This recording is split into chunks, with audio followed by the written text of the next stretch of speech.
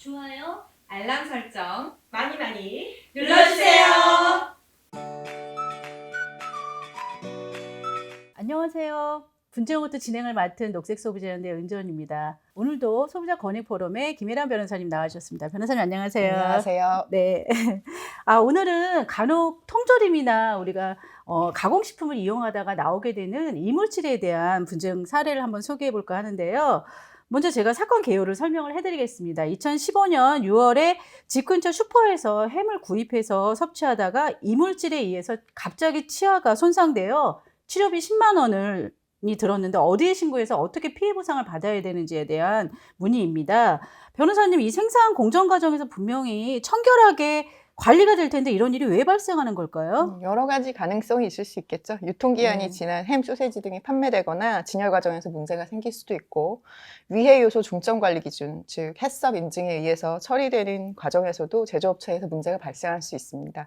어떻게 들어가게 되었는지에 대한 공정 과정이 확인하기 어려운 경우도 많이 있습니다. 네, 그럴 것 같으네요. 변호사님, 우리가 위해 요소 중점 관리 기준인 이 해썹에 대해서 소비자들이 좀 궁금해할 것 같은데 한번 자세히 좀 설명을 해주시겠어요? 예, 네. 해썹은 소비자가 식품을 안전하게 먹기 위해서 관리하는 과학적인 위생관리 체계를 말하고, 원재료 생산에서부터 제조, 유통까지 식품의 모든 과정이 관리가 됩니다.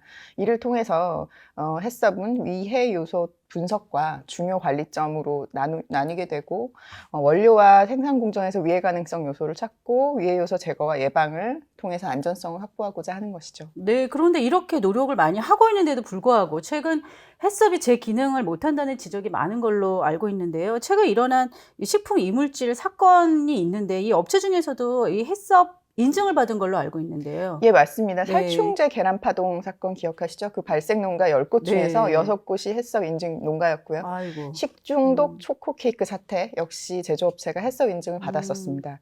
심지어 순대 제조업체는 보건 인증도 없는 불법 체류자를 고용한 사실도 있는데 역시 해썹 인증 받은 업체였습니다. 네, 이 식품에 대해서는 사실 소비자의 안전이라는 관점하고 윤리적이라는 면이 같이 들어가기 때문에 참으로 우리가 할 얘기가 많은데요. 국회 보건복지위원회 소속 의원이 식약처로부터 받은 자료에 따르면 2014년부터 18년 6월까지 해썹 네. 인증업체 5,403곳 중에서 977곳, 즉 18%가 식품위생법 위반을 했다고 합니다. 네, 이게 사실 적지 않은 퍼센트인데요. 오래전부터 꾸준하게 발생하는 이 식품 문제에 대해서 보면은 해썹 관련 인력이 좀 부족하지 않나요? 예, 네. 그런 것 같습니다. 지난 국감에서 식약처가 제출한 자료에 따르면 해썹 인증 신청업체 심사와 축산물 관련 업체의 사후평가까지 맡고 있는 식품안전관리인증원 네. 심사관이 총 69명인데 맡아야 하는 신청업체는 1년에 4,000곳이 넘는다고 합니다. 게다가 이제 해썹은 인증 이후에 제대로 관리되고 있는지 사후 관리가 특히 더 중요한데,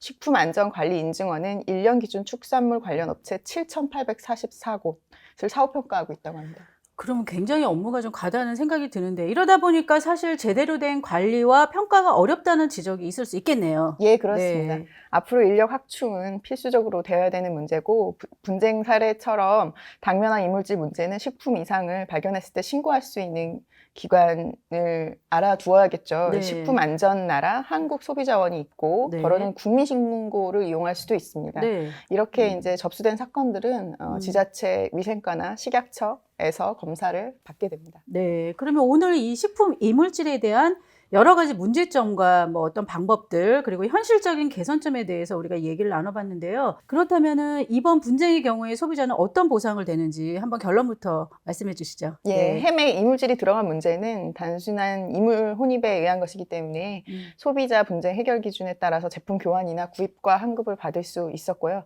식품에 혼입된 이물에 따라서 신체적 상해를 입은 경우에는 치료비, 경비, 일실 손해 등을 배상받을 수 있습니다. 그래서 신청인은 10만 원 전액을 배상받을 수 있었던 사례입니다. 네, 그렇군요. 소비자가 식품을 섭취하던 중에 이물질이 발견되면 어떻게 처리해야 되는지 신고처를 좀 알려주시겠어요? 예, 식품의약품안전청 홈페이지에 신고하시거나 1399 식약처 불량식품통합신고센터로 전화하시면 관할 행정기관에서 그 소비자 신고 내용에 대한 사실 조사를 거쳐서 이물 혼입의 원인을 밝히고자 하고요. 또 이물 혼입 원인이 식품 제조 또는 유통업체 책임으로 밝혀지면 공정거래위원회 1372 소비자 상담센터에 전화 상담을 하시면 피해 구제 신청을 하실 수 있습니다. 네, 그럼 요약하면은 소비자는 이 이물질 발견 신고는 1399나 식품안전나라의 식품안전소비자신고센터로 하면 되고요. 소비자가 축산물 제조 가공 과정에서 섞인 것으로 의심되는 이물질이 발견됐다면 조사가 제대로 이루어지도록 축산물과 이물질의 사진을 찍어두고 해당 축산물과 이물질을 잘 밀봉해서 오염되지 않도록 보관할 필요가 있겠네요. 이물질에 대한 여러 가지 정보 오늘 감사드리고요. 소비자들이 사실 굉장히 필요한 정보를 오늘 제공을 해주셨는데요. 다음 시간에도 좋은 정보 부탁드리겠습니다. 네, 감사합니다. 여러분 구독, 좋아요 많이 눌러주세요. 다음 시간에 또 만나요.